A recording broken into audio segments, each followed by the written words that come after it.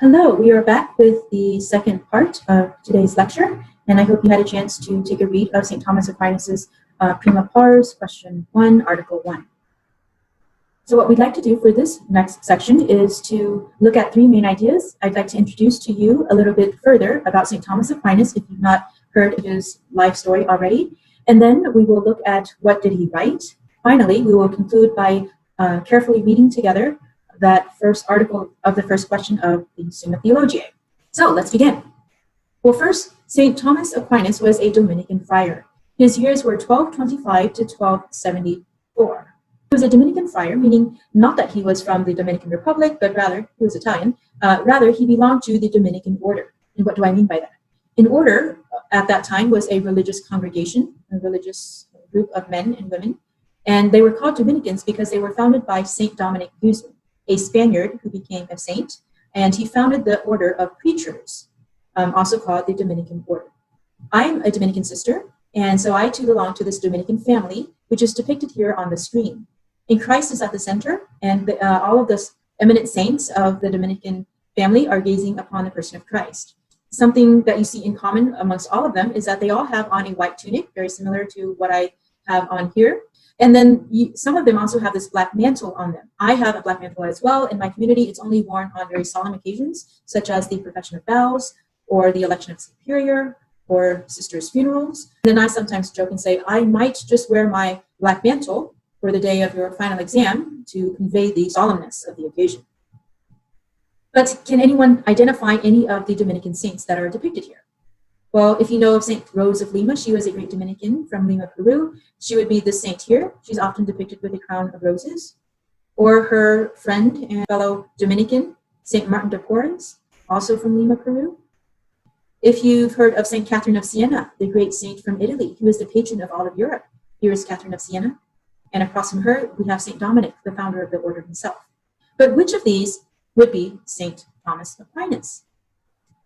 They all look very similar, but there's one mark or one symbol that represents Aquinas in iconography. And indeed, Aquinas, if you've not already pointed him out, he is this fellow here with the white spot on his chest. And it's not because he has a tear in his mantle, but rather that's a symbol of the Eucharist. Aquinas was the one to compose the great Eucharistic hymn, Adorate Devote, and write the text for the Feast of Corpus Christi, the Feast of the Eucharist. So he was a great lover of Christ, and he adored the Eucharist, and he contemplated and theologized about the Eucharist. This is the Dominican family you have before you. What else do we know of St. Thomas Aquinas? Well, before he ever becomes a Dominican, he had been destined, or at least that's what his parents had wanted, for him to become a Benedictine. And what do I mean by that? We'll start here with this image, and this is Saint Benedict of Nursia, also from Italy, but he lived in the 6th century, and Benedict is known as the founder of Western monasticism. Saint Benedict began the monastic movement in the West, meaning he established monasteries all over Europe. And the mark of the monasteries was that it was away from the noise and din and sin of the world. So these monasteries were out in the countryside. There were great plots of land, and the monks who lived in the monasteries would work the land, so they would provide for themselves, and they would spend their time in the chapel in prayer. So Benedictine life can be characterized as ora et labora. Again, Latin words, ora meaning to pray or prayer, like when you hear oremus, let us pray, ora et and labora, and labor. So prayer and work.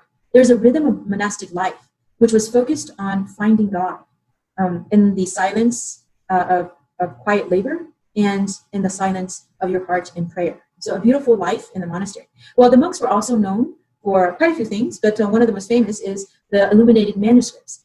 The reason that we still have today many of the ancient manuscripts hand-copied, long before the time of the printing press, it was because the monks hand-copied them. And oftentimes they copied not only the text, but they illuminated or decorated the text with beautiful artwork. And so we have illuminated manuscripts that still exist today.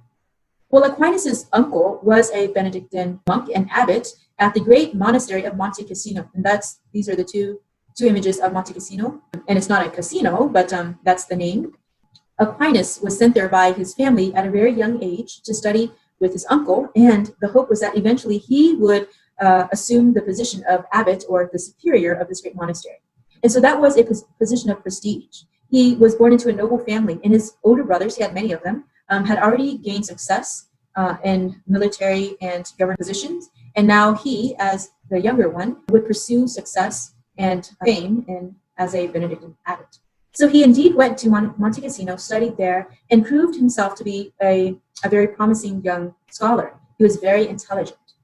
So he was sent off for further studies as he grew older. He was sent to Naples. And it was there at Naples that something happened. The course of his life changed because there he encountered a new group of religious men. And they were not monks. They were not stable in a monastery out in the country. Rather, they lived right there in the din and noise of the city, typically very close to the universities.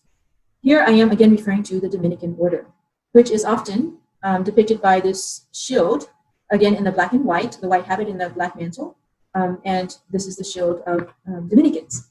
But what happens in Naples, he encounters this group of Dominicans. They were newly founded. 1206, 1216 is when the Dominicans were founded. And here we're looking at 1220 is when Aquinas encounters them. And he's captivated by their life because they vow themselves to poverty. They were mendicants. They were beggars. They did not have great plots of land, did not provide for themselves. Rather, they begged and lived off of the provisions from the charity of the peoples. And in turn, they served the people. They were highly educated men, and they were great preachers. And this captivated Aquinas' heart, and he wanted very dearly to become a Dominican. So he sneaks away and enters the Dominican order. Much to the dismay of his mother, his father had died a year before, but now his mother, Countess Theodora, discovers that her son has forsaken the plans to become a great Benedictine, and now he's joined this newly formed order, not as prestigious as the Benedictines and not as wealthy either. So what does good mama do? She goes and she kidnaps her own son, and she tries to convince him to let go of these strange ambitions, these strange desires. So she locks him up in the family castle into the tower, and first has his sisters come and convince him to talk to him and get him to change his mind. Well, what actually happens is Aquinas convinces them, and one of them actually does become a religious sister. Next, Countess Theodora enlists Aquinas' brothers, who are already military men. And so what does his brothers do? They invite a beautiful young woman into Aquinas' room. So he's locked inside, they put her in, and the point is that she is going to seduce him and get him to come to his senses and give up these strange ideas. Well, what does Aquinas do? He takes the torch down from the wall, the torch that's lighting up his room, and he chases the poor girl. So she bangs on the door and they open and she runs for her life. Well, Aquinas blows out the torch, uses the ashes on the torch, draws a cross on the wall and falls to his knees. And that's the scene that you see being depicted here. So you see the torch down here on the ground. And what's happening? So Aquinas falls to his knees and he prays. And as he prays, God allows angels to come to him. And they gird him with a belt and it burns him. But it is God's promise that Aquinas is going to be rewarded. He will never again experience sexual temptation because he has overcome this temptation with great courage and valor. On a side note, very often we ourselves find ourselves weak and in the face of temptation in a very sex-crazed world that we live in. Well, do not forget that Aquinas is our patron. Call upon him and ask him to be your support and your role model in living a life of purity and chastity. A virtuous life, because he is there to help us. So St. Thomas Aquinas, pray for us. From there, we can look at what happens at university. So he was at Naples, then sent to Paris. And from Paris, he was sent with a great Dominican priest and teacher, professor of the sciences, St. Albert the Great, to go to the University of Cologne. And it is here that we have the great mentorship of Albert towards Aquinas. And Albert tells us this wonderful story about Aquinas. So it's the story of the dumb ox. Now, Albert was a scientist, also a saint, and also considered great, Albert the Great. Aquinas, on the other hand, he's still very young at this point in time, but he's a bit heavy set, and he's very quiet, so he's very introverted. He's not outgoing and effusive. And his peers sometimes looked down on him because he barely said anything. And they thought that he was quiet because he was just kind of dumb. So they called him the dumb ox. Well, Albert, the professor, knew better. One day in class, Albert asked a question, a very hard question, that even the brightest students in class did not know the answer to. And there was silence. Well, it was then that Albert called on Aquinas. Brother Thomas, sitting in the back. Thomas answered the question. And it was only then that Aquinas would stand up and give an eloquent answer to the shock of all of his peers. They had no idea. They had thought he was dumb and quiet, but rather he was brilliant and humble. He wasn't pompous about his learning and his understanding, but when called upon, he could give the right answer, and he did. Albert the Great would say that you call him the dumb ox. Well, one day the bellowing of his doctrine will resound throughout the world. And indeed, think about it. It's almost 800 years later, and today we are still reading and studying and writing dissertations and treatises on the thought of St. Thomas Aquinas. So what a great patron we have at this university. What you have here is an image. It's the painting that hangs in the Louvre in Paris, and the painting is called The Triumph of St. Thomas Aquinas, Dr. Communis. And it is called The Triumph of St. Thomas because, indeed, if we look at the iconography, he has on his black Dominican mantle, the white habit underneath is fairly hidden. There's a bit of it hanging out here, but the giveaway, the Eucharist, ablaze in his heart here, and he's also identified St. Thomas, it says there. But there are these two figures to his right and his left. Who are they? Well, these are Plato and Aristotle, the ancient Greek philosophers. Now, in the Middle Ages, there was a revival or a discovery of the writings of Plato and Aristotle. Now, mind you, Plato and Aristotle existed long before Christ came onto the scene. They had no idea about revelation. They did not teach the Christian truths. So when these writings, this philosophy emerged, it was suspect. Would this pagan philosophy taint the purity of Christian revelation? So it was looked down upon or looked with suspicion. But Aquinas did not approach the philosophers in this way. Rather, he saw the seeds of goodness and truth that God had given to Plato and Aristotle and the Greek philosophers. And he embraced their philosophy, and he purified, and as is often said, he baptized the Greek philosophers. And so philosophy is very much a foundation of Christian faith and Christian truth. And this is why, alongside theology, you are required to take philosophy or courses. But Aquinas was discerning. He had a discerning mind in his critical work in theology and philosophy. So he embraced and baptized aspects of Plato and Aristotle, but he was also very critical of other philosophies that were contrary to Christian truths. And so this is called the triumph of St. Thomas Aquinas, because if you extend the image further, because there's more to it, you would find that at the feet of Aquinas here, there is another philosophy by the name of Averroes, who is laying at Aquinas' feet and looking up in fear, because Aquinas is actually very critical of the writings of Averroes. Nearing the end of his life, Aquinas has a vision, and God takes him into great ecstasy and speaks to him. And he says to Aquinas, "You have written well of me, Thomas. What reward do you want me to give you?" And how does Aquinas answer? I mean, if God asks you, you can have anything. Name it and you got it. Aquinas says these words, and it's in the Latin, "Non nicite Domine." Nothing but you, O Lord. He does not care for the accolades or the recognition or the wealth and riches of this world. He wants nothing but the Lord. Okay? Nothing more, nothing less. There was evidently a women's household on campus by the name of Non nicite Domine. I don't know if they're still around, but that's a great name for a household at the University of St. Thomas. And then the last quote that we have here in the box is something Aquinas wrote in his Summa, and it describes his own spirit and how he sees his life as a Dominican. And again, here I want to point out again Aquinas with the Eucharist on his chest and the Dominican habit.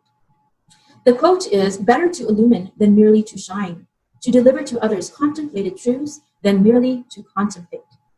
What is Aquinas saying here? There's a comparative happening, and he's saying it's better to illumine than simply to shine. So the comparison is between shining and illuminating. So when you have knowledge, you can shine, you can radiate because you know something someone else does not, perhaps.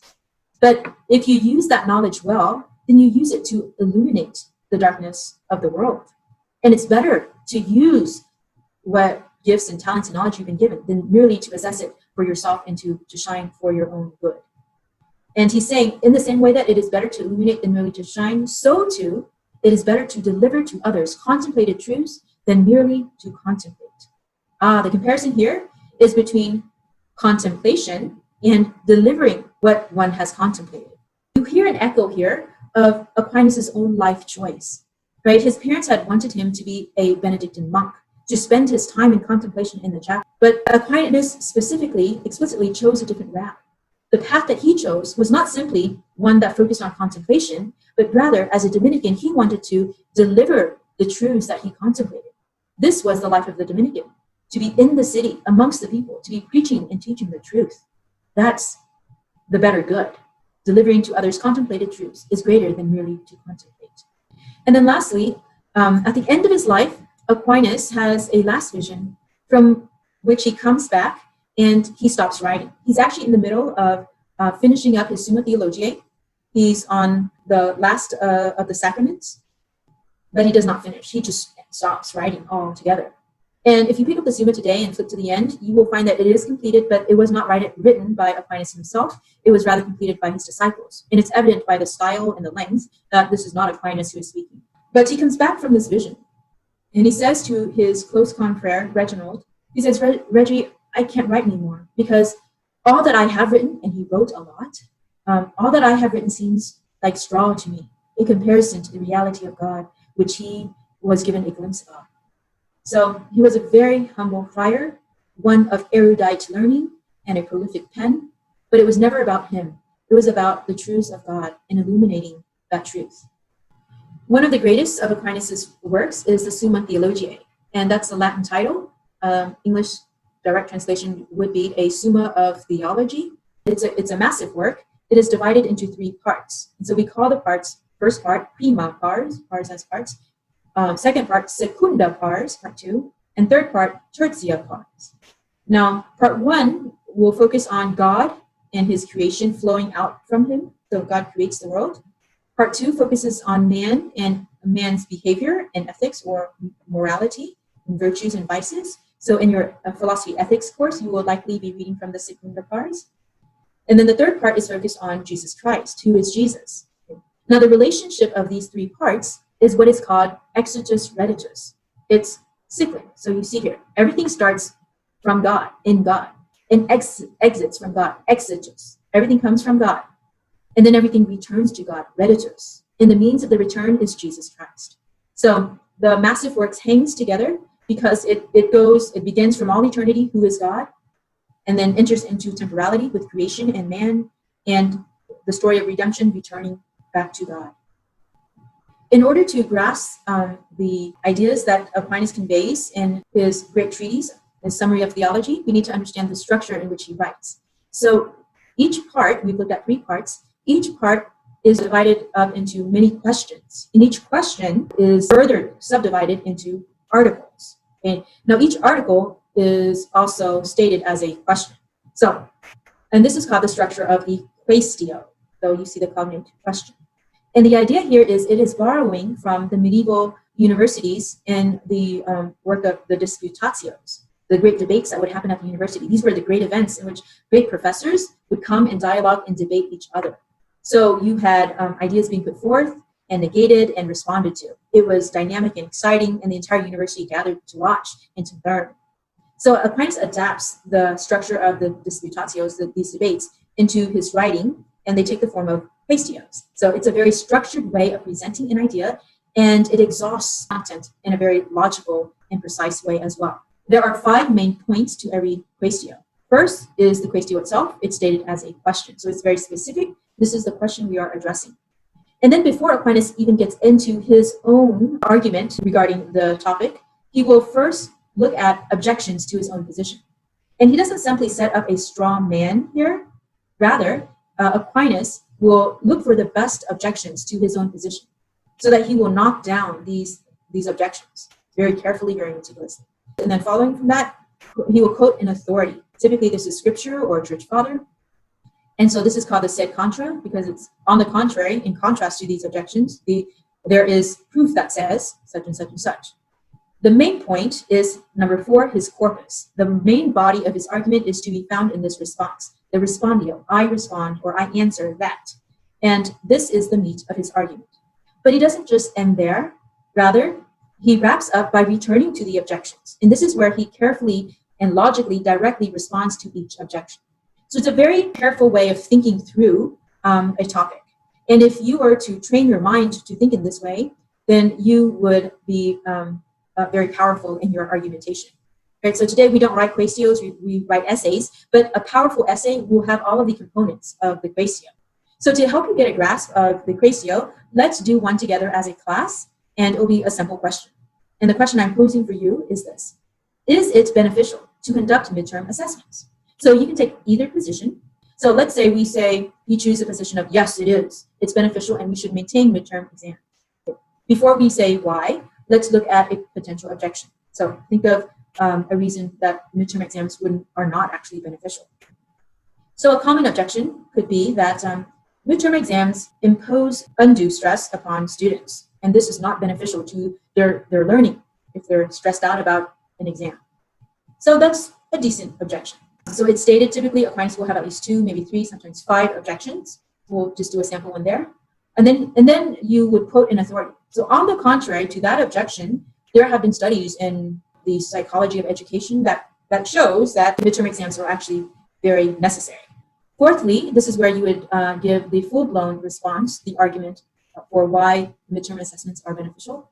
And then lastly, we turn to the first objection and address it directly. So remember, the objection was about stress, the levels of stress that are not healthy or not beneficial. Maybe here the reply to the objection would be that actually the stress is not damaging, and it is a necessary life skill to learn to manage stress, even as a student, and the stress is only going to get greater as you take on a professional life and family life and so on and so forth.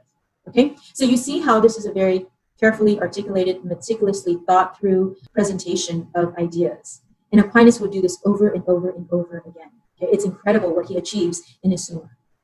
And I asked you to read Article 1 of Question 1 of the Prima Pars.